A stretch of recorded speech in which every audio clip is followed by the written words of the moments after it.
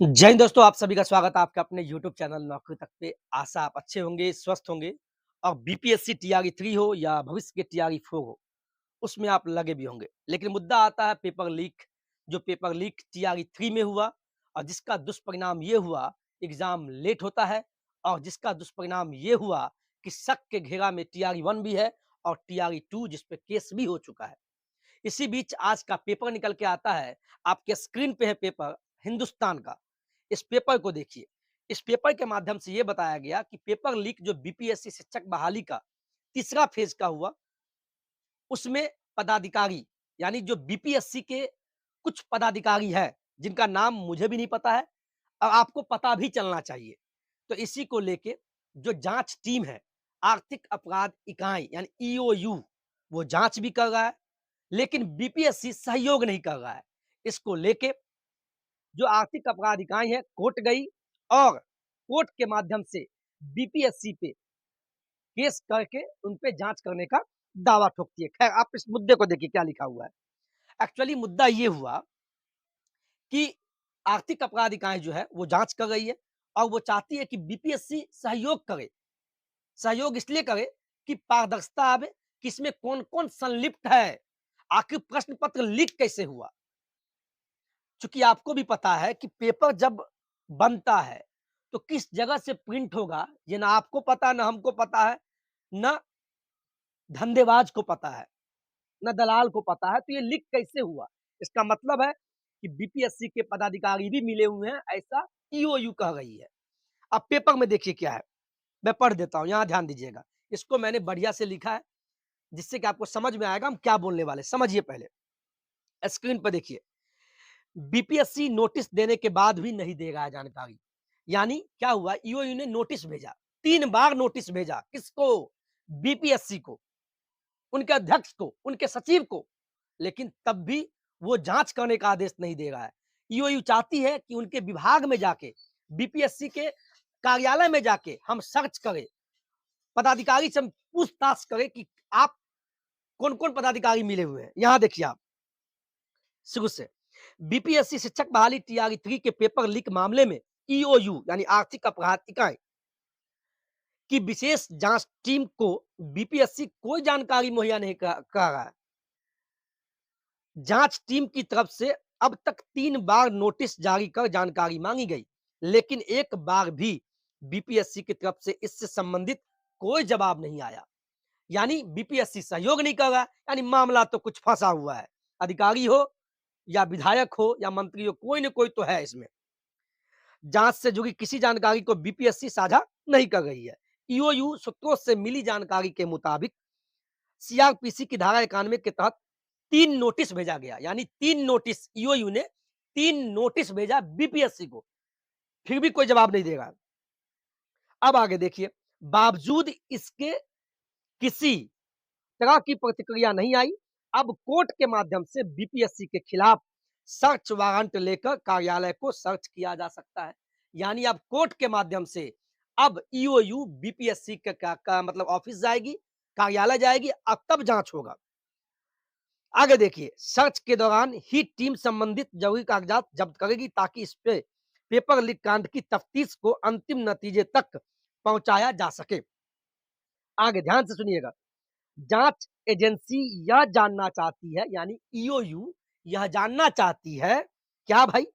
पहला, कि बीपीएससी के किस पदाधिकारी के पास यह जानकारी थी कि कुरियर कंपनी जेनिथ के माध्यम से प्रश्न पत्र का वितरण वितरण किया जा रहा है।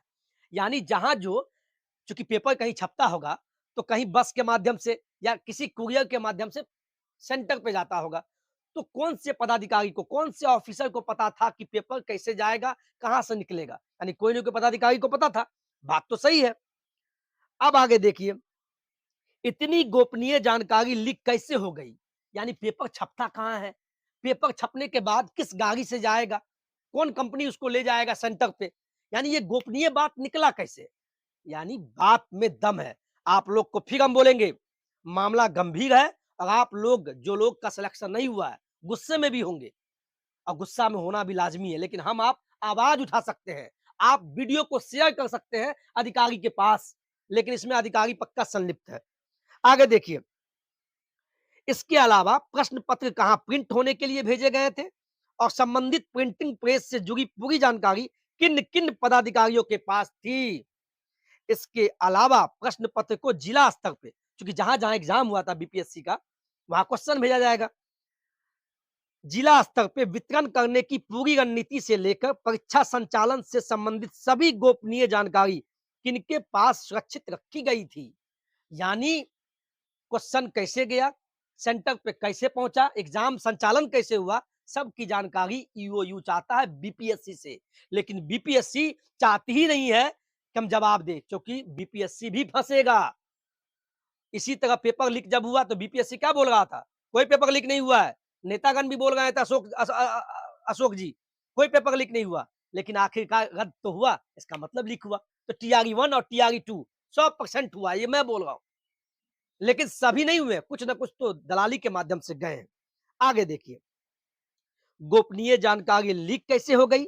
इस तरह के कई अहम प्रश्नों के उत्तर जांच एजेंसी यानी ईओयू बीपीएससी से जानना चाहती है, और पूरे बिहार का युवा भी चाहता है जिनकी नौकरी नहीं हुई।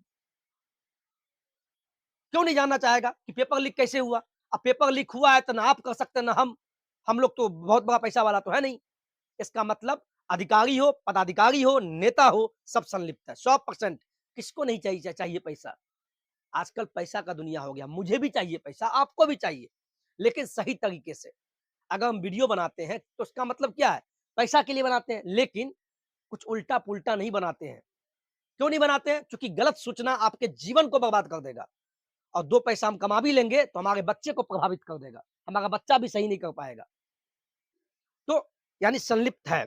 एजेंसी कुछ अहम दस्तावेज भी मांग रही है ईओयू, परंतु बीपीएससी इन्हें मुहैया नहीं करवा रही। यानी बीपीएससी 100% मिला हुआ है। यानी हम ये नहीं कह रहे कि अध्यक्ष साहब मिले हुए हैं, उसके अंदर के कोई न कोई तो मिला हुआ है। इसी के बीच जो बीपीएससी के अध्यक्ष है वो क्या कहें वो भी देख लीजिए। अध्यक्ष साहब ने कहा, अध्यक्ष कौन है बीपीएससी के, रवि मनुभाई परमार।